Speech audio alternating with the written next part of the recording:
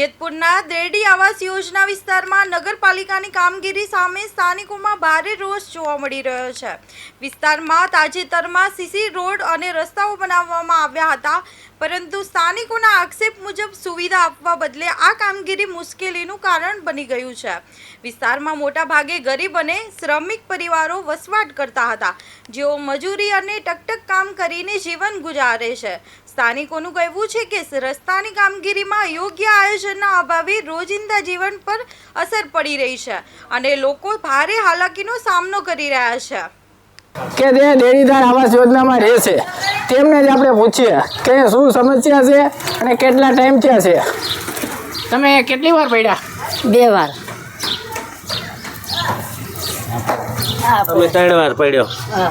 3 વાર પડ્યા? હા, 3 વાર પણ પડ્યો। આમાં રોડમાં તમે જોવો છો હાવ લીસો જ થઈ ગયો છે। હા, લીસો થઈ ગયો, બહુ તકલીફ પડે હાલવા મને। નાના બાળકો પડતા હા, હશે? બહુ જ પડે છે। પાટો આવી ગયો હચોડો કેડ મેં મને જો અહીંયા કર પડ્યો ને ત્યાં પાટો આવ્યો। પાટો બતાવો જો પાટો હે।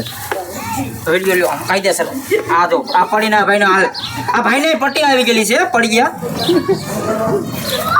ત્યાં કાલે પરમદિત પડ્યા અહીંયા જો। ત્યારે હવે બીજા સ્થાનિક કે જે ત્યાં દેડીદાર આવાસ યોજનામાં કાયમી કે જેનો બ્લોક જ આવેલો છે કે ત્યાંના શેરીના તમામ ભાઈઓ તથા બહેનો જ્યારે અહીંયા ઊભા હોય અને જ્યારે રજૂઆત પત્રકારોને કરતા હોય ત્યારે પણ અમુક એવા બીતા હોય કે આને શું કહેવું, અને જ્યારે કોઈ એવા અમુક માણસો આવી અને ધાકધમકી પણ દે છે ત્યારે બીજા સ્થાનિક કે ભાઈ સાથે વાત કરીએ। મારું નામ દીપકભાઈ દેવસીભાઈ કાથડ છે।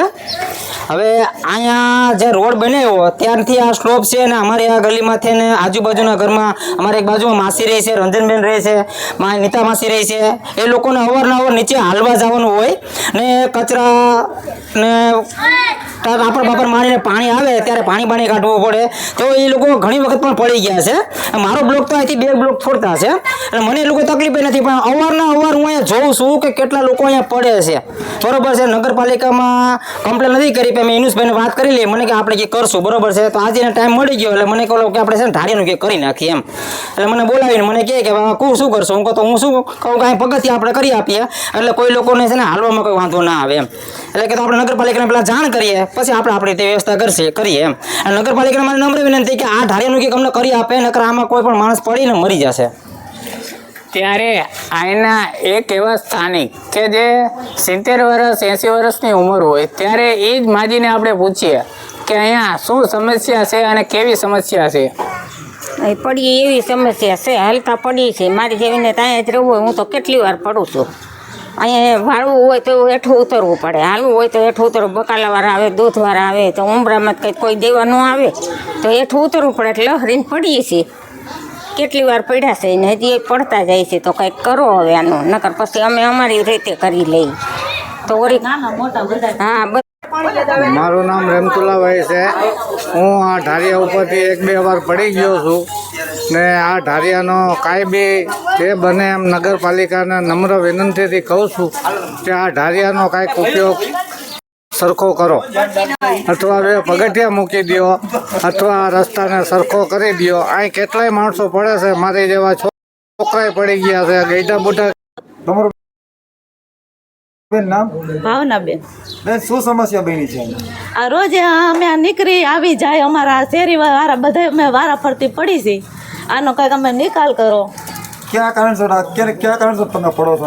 અમે હાલતા ચાલતા પાણી આવે તૈયાર પડી, આ ગઈઢા માણા પડે બિચારા, આ છોકરાઓ સાયકલ વાળા લપટીને પડે, એનો કંઈક નિકાલ તો કરવો પડે ને। આ શેરી અમારા ધરશે ને તો બહુ જ તકલીફ પડે, ગઈઢા માણા પડી જાય।